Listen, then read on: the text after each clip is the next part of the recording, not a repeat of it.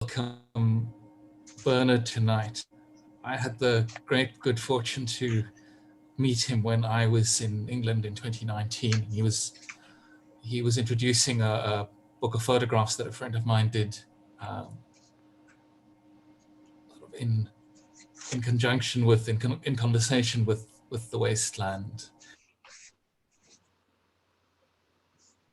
Bernard was born in County Cork in Ireland, but he's lived in Oxford for a long time. He has taught modern Irish literature and medieval English poetry. He has published 6 volumes of poetry, and his selected poems have been published by Faber and Faber. He's done a verse translation of Sir Gawain and the Green Knight, which I would have to read. I remember reading it in the original when I was a Callow undergraduate. I wonder if I could still make sense of it now. I believed I could more or less understand it at the time. It's just absolutely wonderful to welcome you, Bernard. Thank you. I'm very honored. So, Bernard has written on Heaney and spoken very eloquently about him. So I thought I would read a poem just to introduce the evening.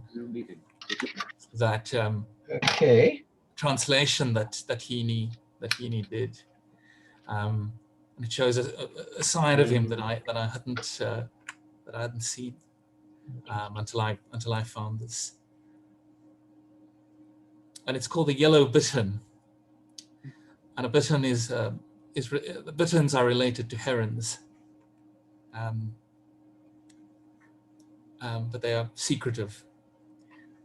They have short necks. So as it's our custom just to kick off proceedings with a short poem, and then I'll hand over to Bernard, and Bernard will have the floor. After that, we'll have a short break, and after that, we'll have a question and answer session and a short break, and then we'll have an open mic session.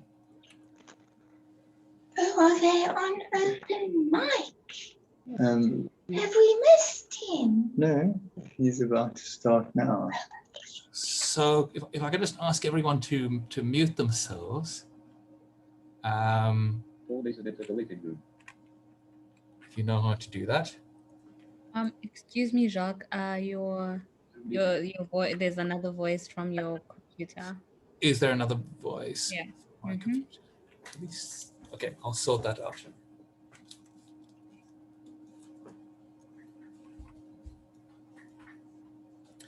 Hopefully that will quieten it down now. So this is The Yellow Bittern, and it's translated from Bonan Bui in the Irish of a poet whose name I'll mispronounce. Bernard can correct me, but I think it goes something like Cachal Bui Mcgiola Huna. Perfect. Yellow bittern, there you are now, skin and bone on the frozen shore. It wasn't hunger, but thirst for a mouthful that left you founded and me heart sore. What odds is it now about Troy's destruction, with you on the flagstones upside down, who never injured or hurt a creature and preferred bog water to any wine? Bittern, bittern, your end was awful, your perished skull there on the road, you that would call me every morning with your gargler's song as you guzzled mud. And that's what's ahead of your brother Cachal. You know what they say about me and this stuff. But they've got it wrong, and the truth is simple. A drop would have saved that croaker's life. I'm saddened, bitten, and broken-hearted to find you in scrags in the rushy tufts, and the big rats scampering down the rat paths to wake your carcass and have their fun. If you could have got word to me in time, bird, that you were in trouble and craved a sup, I'd have struck the fetters of those rough waters and wet your thrapple with a blow I struck. Your common birds do not concern me, the blackbird, say, or the thrush, or crane, but the yellow bittern, my heartsome namesake, with my looks and locks, he's the one I mourn. Constantly he was drinking, drinking, and by all accounts I've a name for it too. But every drop I get, I'll sink it, for fear I might get my end from drought. The woman I love says to give it up now, or else I'll go to an early grave. But I say no, and keep resisting, for taking drinks what prolongs your days. You saw for yourself a while ago what happened to the bird when its throat went dry. So my friends and neighbors, let it flow. You'll be stood no rounds in eternity. And now, please welcome Bernard. Thank you very much. Got you. Well, it's hard to follow that, and it's particularly hard to follow Jack's beautiful voice, actually, which is I tend to mumble, which you will hear, but it's a wonderful translation. There's a very famous translation of that poem by Thomas MacDonagh, who was one of the poet leaders of the 1916 rebellion, the Bon Envoy. As Jacques said, I come from County Cork in the deep south of Ireland. I come from a part of the county near a place called Mill Street, which is a small town, about 1,000 or 1,200 people. So,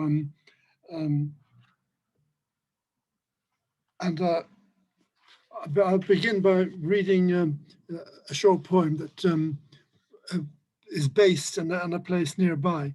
A generation or so ago, a farmer who lived under the mountainside in a wet sort of valley was draining the land, and he dug up a wooden boat that was dated to the Iron Age, to the perhaps nearly 2,000 years ago, and he stopped operations because the boat had been preserved like a Heaney object, really, in the bog water. So you can go and visit it, and you can see it as it always was, and you can put your fingers in the holes for the oar pegs and so on. So it's an extraordinary kind of time traveler in this very beautiful place. The Iron Age boat at Comatruish. If you doubt, you can put your fingers in the holes where the oar pegs went. If you doubt still, look past its deep mooring to the mountains that enfold the Corrie's waterfall of lace, through which, they say, you can see out but not in. If you doubt that, hear the falcon crying down from Geneve's bog, cut from the mountain top. And if you doubt, after all these witnesses, no boat dredged back from the dead could make you believe. Sort of playing around, I suppose, with various biblical stories hovering in the background. When I was growing up there, a great friend of my mother's was a woman called Dolly Duggan, who came from Cork City, and she was a great talker and a great sort of appreciator of the best things in the world, really. But also she was a daily mass goer. You know, she was a very committed Catholic. So she was an interesting mixture of the secular and the spiritual, really.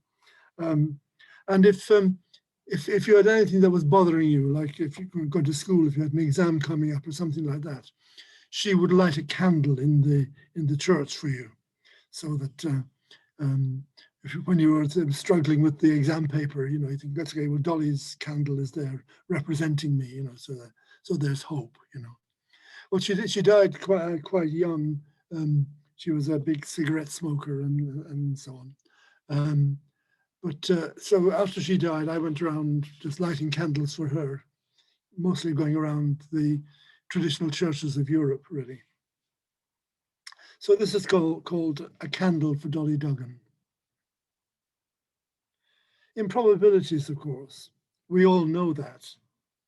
That this graceful taper I force into the tallowed cast iron beneath the assumption in the Frari could change the heavens so that she can pick up her cigarettes and lighter to move on to a higher circle, as before she moved, talking through the lanes of Cork.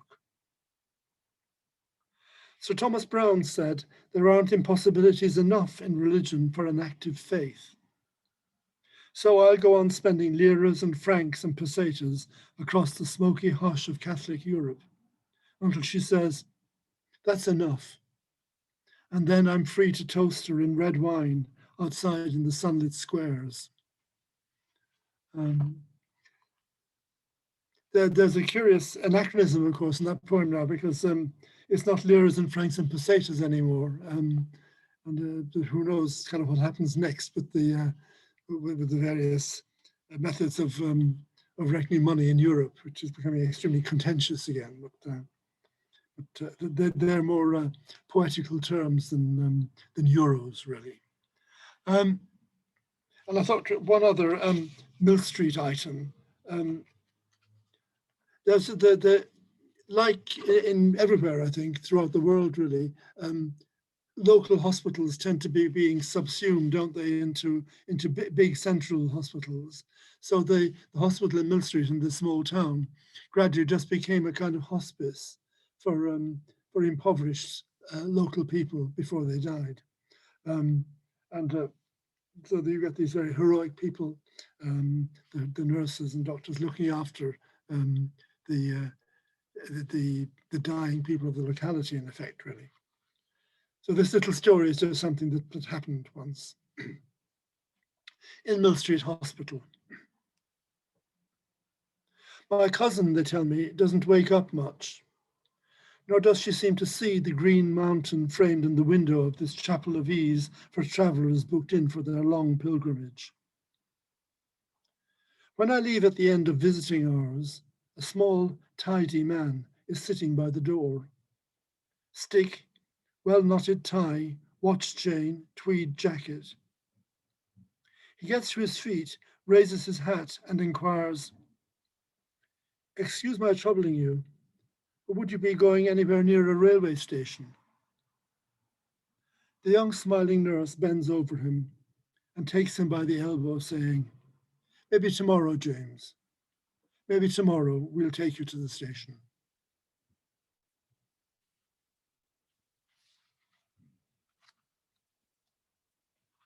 In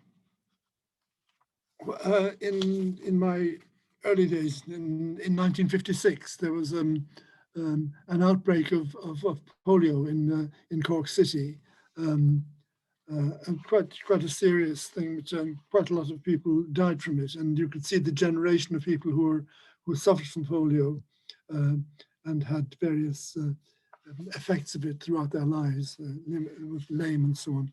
Well, we lived a long way from the city. We lived about nearly 50 miles from the city, but the child on the farm next to us, mysteriously and really in a way that was unexplained, caught polio, and she died of it at the age of 12. She used to grow flowers from plants in the front garden in the house at the farmhouse. And she used to give these little plants to the neighbors. It's something that she was known for, really. And she brought some lupins to us in our house shortly before she died in the summer of 1956. And the place mentioned in the poem, Knockduff, is it's a town land, which is this curious Irish divisions of the countryside. Townlands it's hard to know, there isn't really an equivalent in England or anywhere else, I think. It's like a sort of manor or something like that, a little division of land, which is where she lived. And we go back, this is where we go back all the time when we can go. Metamorphosis.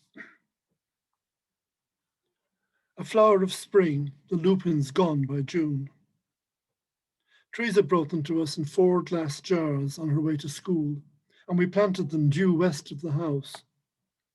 They were dwarf variety with small pink and yellow flowers. But 20 years later, they were portly, swelling bushes, 18 years after Teresa herself had died of polio.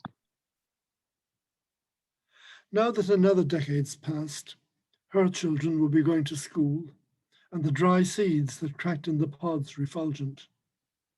So I have the heart to try again my hand at lupins. And every morning, back here in Knockduff, I'm woken at 4 a.m. by a single agitated swallow patrolling her alarm calls up and down the yard. When I pull the curtains open, I can just make her out, flying fast in wide ellipses, as if practicing for the long haul to Africa. Finally, she alights straight overhead, her anxious, insistent twitters settling into the grace of a happy end, with the fiddlers leaning down on the second last note. The area around there is celebrated for country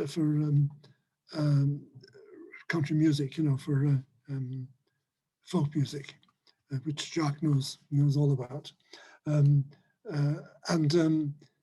There's kind of characteristic, especially fiddle playing, and one of the characteristics, it seems to me, though I'm kind of musically rather ignoramus really, seems to the second last note of the tune seem to be where it take all the emphasis, and the last note is kind of thrown away. So that's the second last note. Some years ago, this is closer to Oxford really. Heather, my wife, and I visited an aged cousin of my father's who was a nun who'd lived in this convent near Newbury, not far from Oxford. And we met there a lovely woman, also a nun in her 70s, who she'd worked most of her life as a cook in a student hostel in Newbury. And she just told us, just in passing, that she saw a motor car, for the first time in her life, the day that she entered the convent when she was about 14. And then, of course, for the next 40 years, she never came across such a thing. So it was an extraordinary encounter again of the secular world and the spiritual, I suppose. She came from the Aran Islands off the west coast of Ireland, and the places mentioned in the poem are areas around there. A nun takes the veil. That morning early, I ran through briars to catch the calves that were bound for market. I stopped the once to watch the sun rising over Doolin across the water. The calves were tethered outside the house while I had my breakfast, the last one at home for 40 years. I had what I wanted, they said I could, so we'd loaf bread and marry biscuits. We strung the calves behind the boat, me keeping clear to protect my style, confirmation suit and my patent sandals. But I trailed my fingers in the cool green water, watching the puffins driving homeward to their nests on Arran. On the Galway mainland, I tiptoed clear of the Cowdung slipway and watched my brothers heaving the calves as they lost their footing. We went in a trap, myself and my mother, and I said goodbye to my father then. The last I saw of him was a hat and jacket and a Sally stick, driving cattle to Ballyvaughan. He died, they told me, in the county home, asking to see me, but that was later. As we trotted on through the morning mist, I saw a car for the first time ever, hardly seeing it before it vanished. I couldn't believe it, and I stood up looking to where I could hear its noise departing. But it was only a glimpse. That night in the convent, the sisters spoilt me, but I couldn't forget the morning's vision, and I fell asleep with the engine humming through the open window. Well, as Jacques said, I came to England in the 1960s. My father, who was a farmer in North Cork, died young, and his wife, my mother, came back to Manchester to teach, which is where she came from. So I ended up kind of going through the education system in England. I remember my father died when he was 52, so I'm well past that now. But I remember calculating the day that I had lived longer than him, because his birthday was the same time of the year. So it seemed a curious moment. Suddenly, you had overtaken the lifespan of a parent. I think it's something I'd learned since, that a lot of people calculate, but not just me with my extraordinary obsession with dates and calculations of that kind. So this is this curious anniversary, really. The poet mentioned at the end of the poem is Arnaud Daniel, who was the poet that T.S. Eliot was quoting when he called Ezra Pound the miglior fabbro, the better poet. And Arnaud Daniel is the poet who, one of Dante's poet interlocutors in the Divine Comedy, identifies as the better poet. When Dante says, "You are the prince of the troubadour," he says, "No, the best poet was Arnaud Daniel." And he was mostly a love poet, but he wrote a famous poem about the world upside down, this medieval theme called Adunata, when in which you just for a day of the year, perhaps you should present everything the wrong way up. So you had the bishop serving the altar boy as priest, and there's a famous picture in the library, in the picture gallery in Oxford, of rabbits with guns over their shoulders, hunting men who are hiding in the trees as the world upside down. So, okay, the day I outlived my father. Yet no one sent me flowers or even asked me out for a drink. If anything, it makes it worse, your early death, that having now at last outlived you, I too have broken ranks, lacking maybe the imagination to follow you in investigating that other older world. So I'm a new territory from here on, must blaze my own trail, read alone the hoof tracks and the summer powdered dust, and set a good face to the future. At liberty at last, like mad Arnaud, to cultivate the wind, to hunt the wool on hareback, to swim against the tide. Well, after I came to England and went through the education system over here, I ended up studying medieval literature. Probably, I suppose, because of the sort of medieval Catholic upbringing of my childhood. Really, it was a kind of world that I was really sort of familiar with. So I did a medieval degree, and I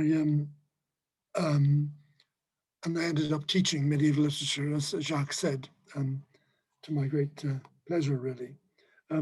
So the next poem I want to read is called The Nuthatch. So the connection with medieval literature is a bit oblique.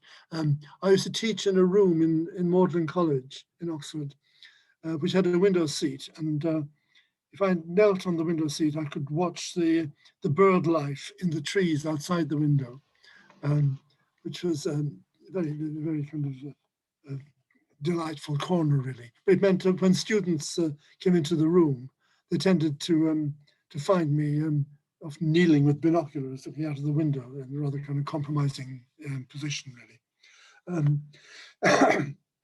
When I often teach medieval literature, you're dealing with the unrequited lover, the medieval love poet, of like Yeats and Maud Gonne, really. But the first bird I identified from studying from that point was the nuthatch, which are very prominent birds in the area around Oxford. We see them a lot here. but you don't get them in Ireland, and it was a kind of new experience, really. But it occurred to me as well that the bird watching is quite like being the unrequited lover, really. The birds wouldn't want you watching them if they knew you were, really. So it's a bit like the unrequited lover, or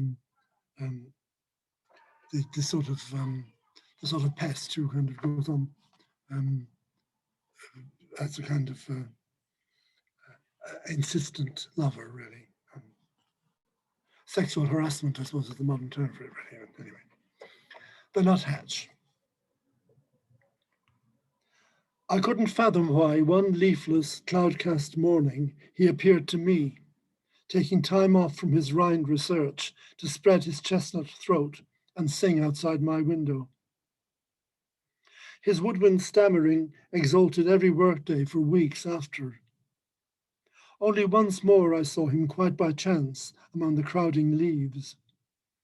He didn't lift his head as he pored over his wood text. And ashamed of the binocular intrusion, like breath on eggs or love pressed too far, I'm trying to pretend I never saw him.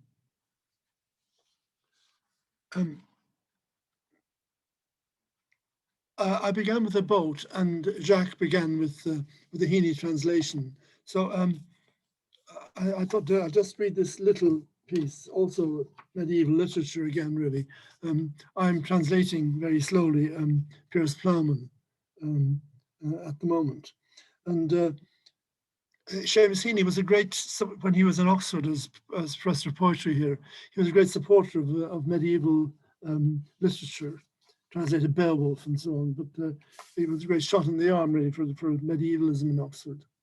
And he translated quite a bit of medieval Middle English as well. And this little story is told in the second part of Piers Plowman, when the dreamer, Will, is trying to find out what do well is, how you live a good life and how you qualify for heaven. And he meets these friars quite early in the second part of the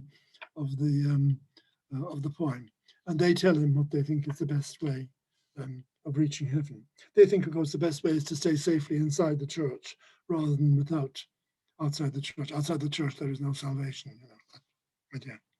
But after Heaney died, I just did this little piece of translation called The Boat, in memory of Seamus Heaney. Take the case of a man in a boat in deep water. The wind and the waves and the craft's tossing cause him to stumble if he makes to stand up. For no matter how firmly he tries to hold on, through the boat's slithering, he bends and he staggers, so unstable the body is. And yet he is safe. It's the same with the righteous. If they fall, they are falling only like a man in a boat who is safe and sound as long as he stays within the boat's timbers. I was reminded of that poem actually reading some of Jacques' poems, which I love, which I admire very, very much. And when he says it was good fortune for him to meet me, I think it was better fortune for me to meet him. I found everything he stands for extremely enriching. Slightly more cheerfully, maybe. There was a bookshop in Cork City called Connolly's. It's very well-known second-hand bookshop. Everybody knew it, and like a lot of proprietors of bookshops, the Mr. Connolly, who owned it, was pretty kind of cranky. He was always losing patience with people, and when you asked him about a book, he would say, "No, I don't have that," and he made you feel foolish for asking about it. But he finally gave it up, and shortly before he retired, I asked him what he felt about coming to the end of it, and he said he would gradually kind of make his operation smaller and smaller, so he'll just end up defiantly sitting in the middle of the floor and defying anybody to pester him or to buy a book. He had a brief notoriety because he was interviewed on Radio Éireann, on Irish radio and television, just before he retired. And they said to him, "So what do you think they should do with this very desirable space in the middle of Cork City?"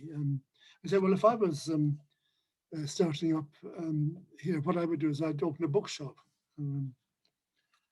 Connolly's bookshop. It will come to all of us. First, close off the upstairs, blockading it with banks of books you're not allowed to see or presumed to be interested in seeing. Next, the shelves on the back wall where philosophy was. In due course, the languages will go, until bit by bit, you're marooned in the middle on your high stool amongst the books that show why books are out of date, how you must move with the times and be careful what you stock.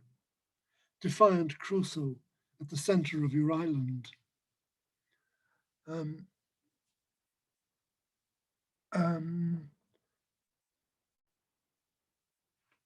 trying to work my way around the more gloomy things. I've often said that my poems tend to be either about Ireland or about death or about both. You know, often the two things kind of intermixed, really. I admire very much people who can write on political subjects, like with conviction, which I think is a difficult thing to do. Heaney is a good example, of course, and Yeats a great example, and my friend Tom Holden is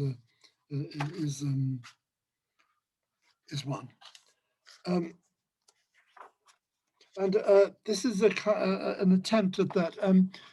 From near the same area where I come from in North Cork, there was an 18th century, time of the French Revolution, the end of the 18th century, a local poet lawyer who was at Trinity College Dublin called John Philpott Curran.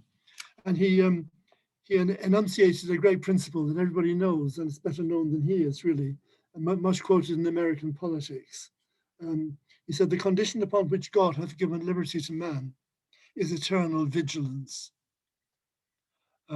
Great pronouncement. I think I wrote this in the late 1980s, when the rather reactionary British government at the time were bringing in measures against the influence of gay teachers in schools, of gay people in positions of authority in the country, Clause 28.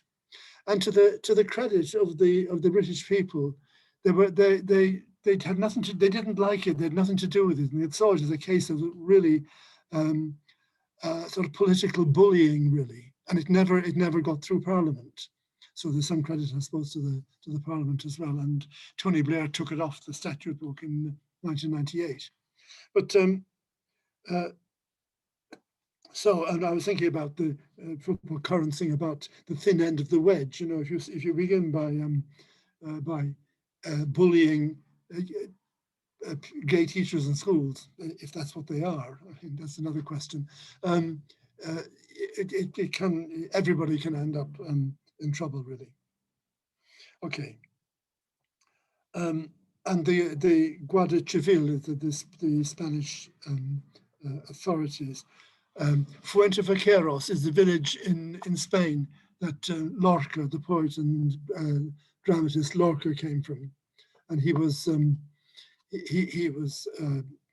murdered, is the only word for it, really, as a kind of attack on gay people in Spain during the Spanish Civil War.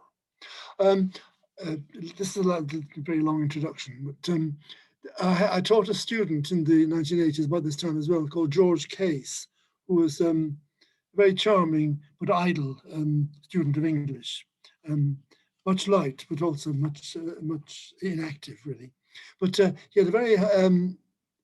had a very developed social conscience, and the year after he left, I think about 1987 maybe, he made a television program for the BBC called The Forgotten Holocaust, about the treatment of gypsies across Europe in the years between 1935 and 45, roughly, Spanish Civil War and the Second World War.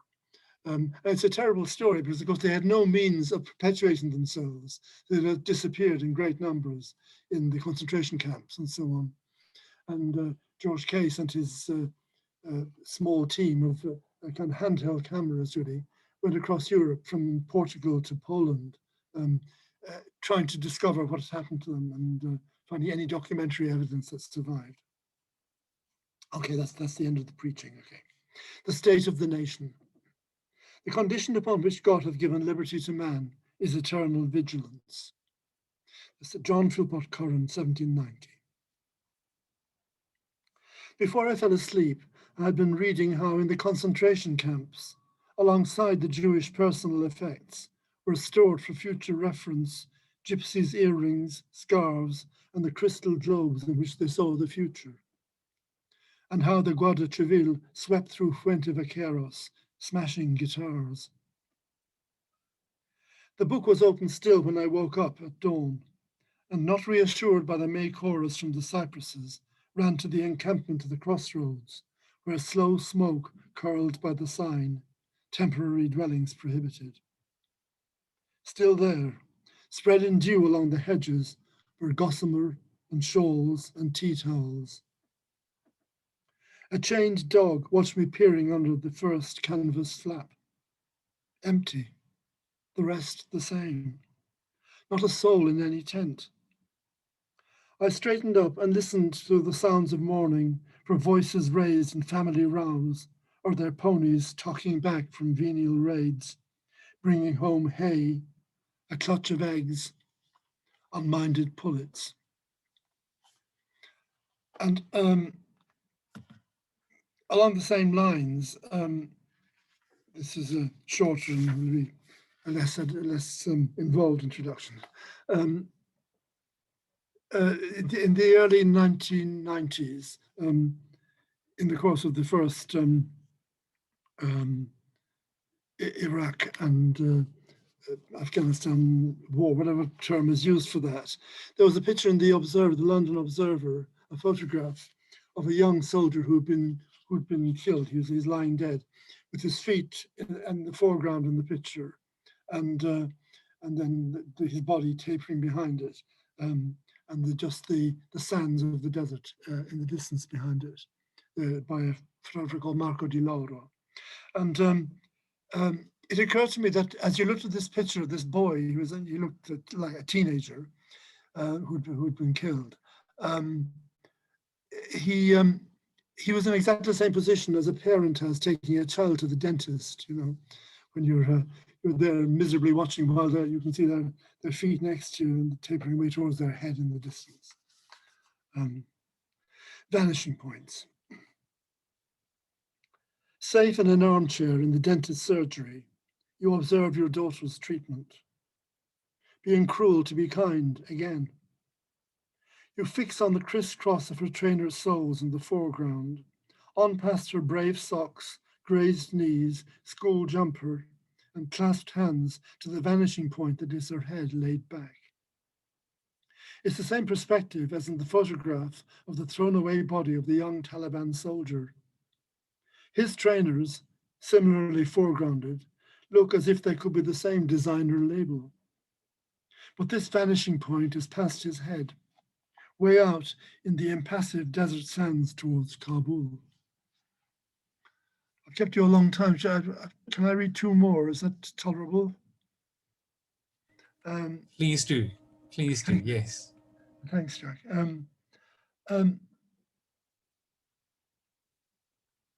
Right. I thought I'd read a very, a slightly more, again, a slightly more light-hearted sort of, not exactly light-hearted, but when I was growing up, this is another reflection on the passage of time, really. I mean, as people always say, it's remarkable how quickly you can go from a man knew a woman who knew a woman who knew a woman who knew John Keats, that kind of thing, you know. So you can work your way back through the generations remarkably quickly, really. And when I was growing up in North Cork in the 1950s, this used to seem a very remarkable concession, perhaps not so remarkable anymore, but there was an old woman in the farm next to us who was in her 90s, and she had been at Abraham Lincoln's funeral. So just in one kind of step back, she was 4 in 1865, So so it sounds pretty remarkable to be able to be in direct contact across that whole span of time. I was just thinking about history in relation to that, you know, the way history operates and the reliability of history and all that too. History. Maggie Dean Biog, aged 4 in 1865, was lifted onto her father's shoulders at Abraham Lincoln's funeral. Her father said to her, "Never forget that you were at Abraham Lincoln's funeral." He said it at the time, she told me, and again at intervals throughout the rest of her life. She told it to me in 1956 when I was 10 and said, "Never forget that you once knew an old woman who had been at Abraham Lincoln's funeral when she was 4. 60 years ago now. So what I say to you is, never forget that you once read something by someone who said they had known when they were young, someone who said their father told them they'd been to Abraham Lincoln's funeral." Well, thank you very much for your attention. Not that you have much choice, really. But I want to finish up by another, again, one of the things about studying literature and history and so on, the liberal arts, I suppose, is the way the same myths recreate themselves. I suppose perhaps the most famous one, I suppose, is Antigone. You know, the conflict between duty and legality. You know, is so perfectly expressed by that there's an Antigone for every age and every era. You know, and this poem is thinking about a Latin device, really, which in fact it's in Homer before Virgil, but it's famous in Virgil because there are several occasions in the Aeneid when Aeneas attempts to embrace people when he is traveling with his bodily form through the afterlife, and he's just encountering people who are only shades, they're just spirits. So when he tries to embrace them, his hands pass through them. And it also seemed, of course, a lot of things are text for the time of this past year, you know, when contact is being denied in all sorts of ways, really. But I'm thinking about it here in contrast with the people that I grew up amongst, the country people who were extremely reserved and chary of kind of personal contact. They didn't go in for displays of affection.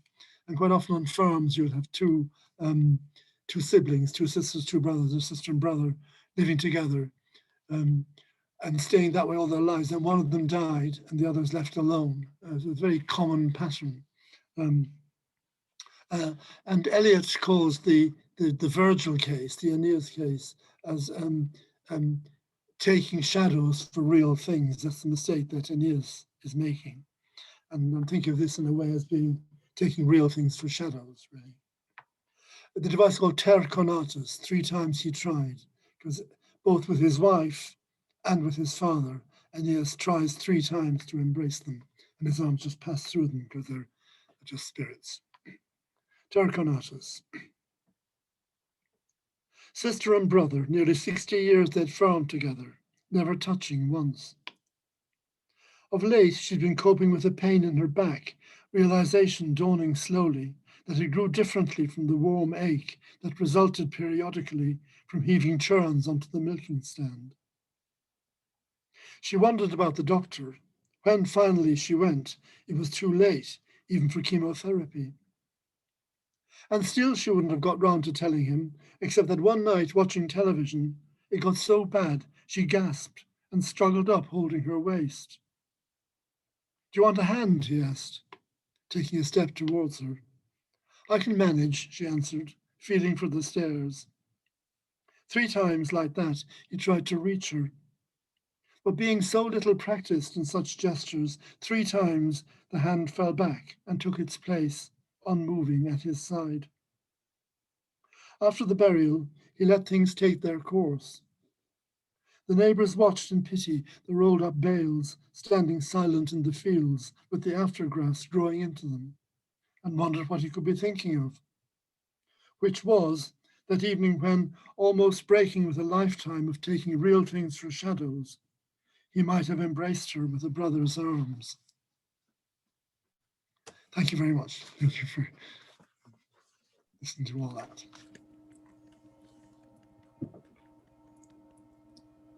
Bernard, thank you so much. Sorry, I missed. Thank you for that absolutely wonderful reading. Well, thank you for letting me. Can we give Bernard a hand? Would you like to unmute and do that? Do this politely with us. Thank you. Thank you very much. Thank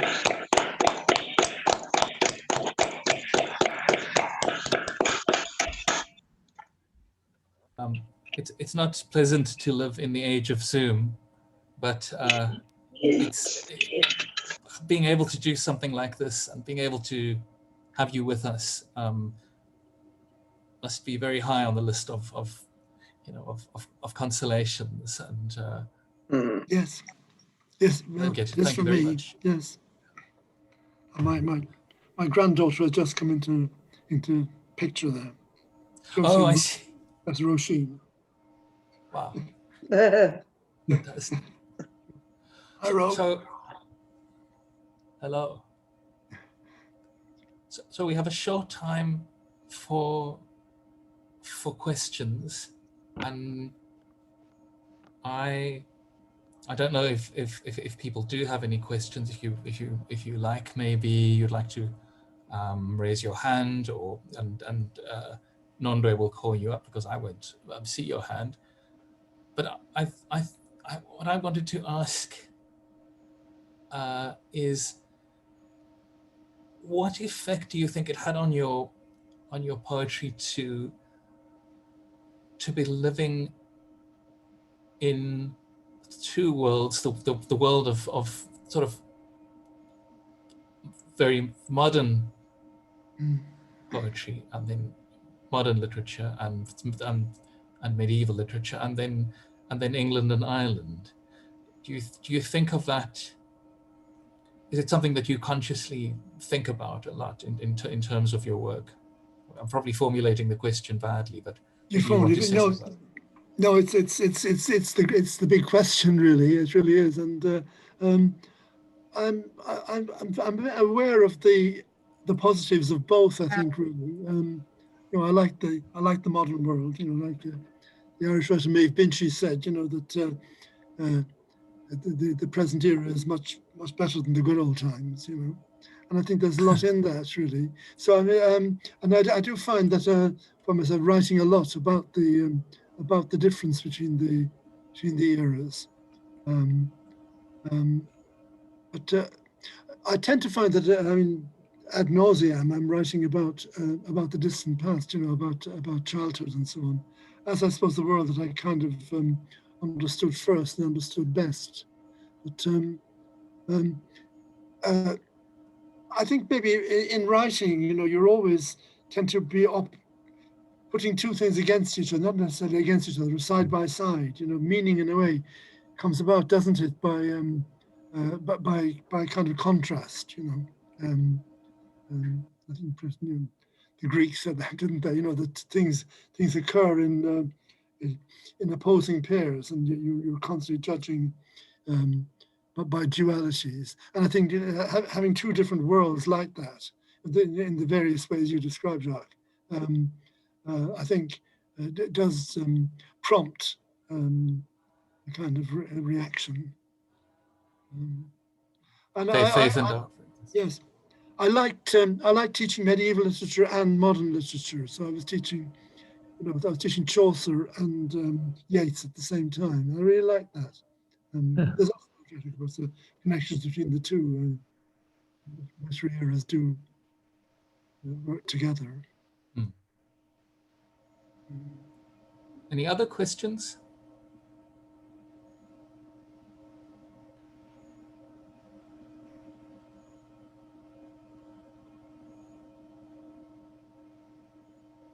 They're speechless.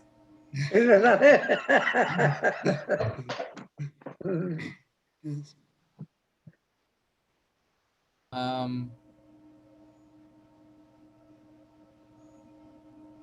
Fran, Yeah. Francis Thompson, you have a question.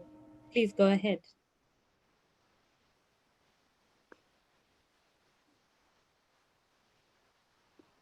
Miss Thompson, you are muted. Please unmute yourself. Yeah, thank Yeah. you. Sorry. Right. Bernard, your poem about the old nun or the young nun who saw a car for the first time and then didn't see one ever again. You called that A Nun Takes the Veil, and that reminded me of Gerard Manley Hopkins. Yes, That's the subtitle, isn't it, of his Heaven Haven story? yes, yes. Yeah. Yes. That's all. That's all. It's just I'm just showing that I noticed that. Yeah, well, that's right. Yes, yes, yes. Yeah. He's a very big name to invoke, really, or to Yeah. comparison to bring into play. Yeah. Did you kind of mean to invoke him, or? Yes, yes, Yeah. yes. Oh, It's right. kind of an Okay. allusion, I suppose, really. Yeah, yeah, yeah.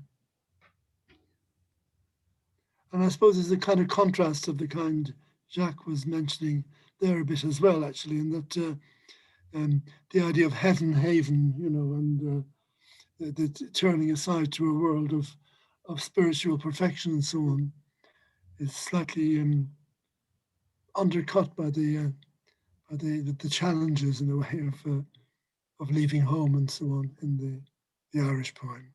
Yes. Thank you.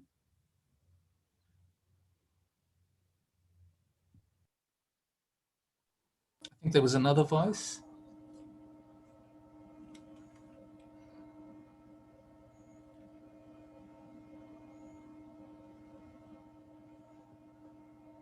Chuck, Yeah. I just would like to thank Bernard, and it's a joy and pleasure. Wonderful. Brings me right back to my own childhood.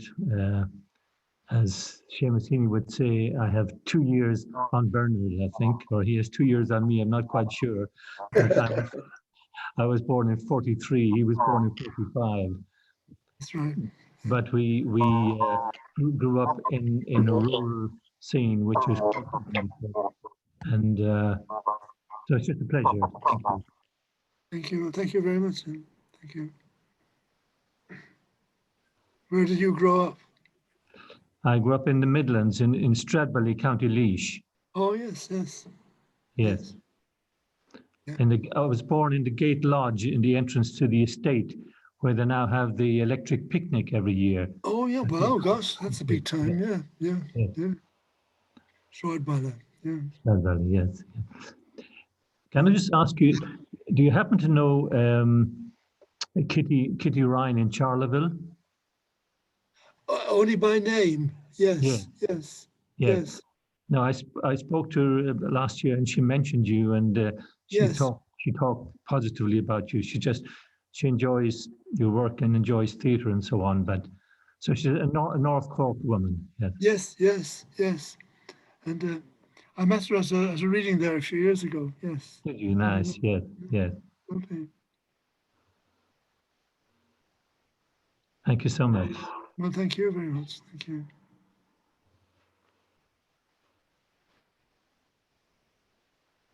If we're lucky, Liam might give us a song at the end of the evening. I don't know Oh, how wow. that would work. How that would work on Zoom. We'll see. I'm not Be setting you wonderful. up. Would be lovely. Would be Very nice. nice. Oh, please, yes. I'm Please. sure, Jock. I'm sure Bernard knows you're a singer as well as a poet. Ah, you see. Well, yeah, that, very, very part-time and old-time really now. Yes. No pressure, yeah. Yes, yes. So, if there are no other questions, how the rest of the evening is going to work? We're going to have a short break and replenish our glasses, and then Nondoe, can I ask you to call up people for the second half? I sort of didn't really talk about it, but it might be just easier. And depending on how many people we have in the room, everyone will read one poem, and if there's time and appetite for it, we'll go around a second time. Good. That's great. I look forward to that. Yes, sure, no problem. Thank you so much. Thanks, And Andre. I should introduce you. But, yeah, good. Thanks, Andre.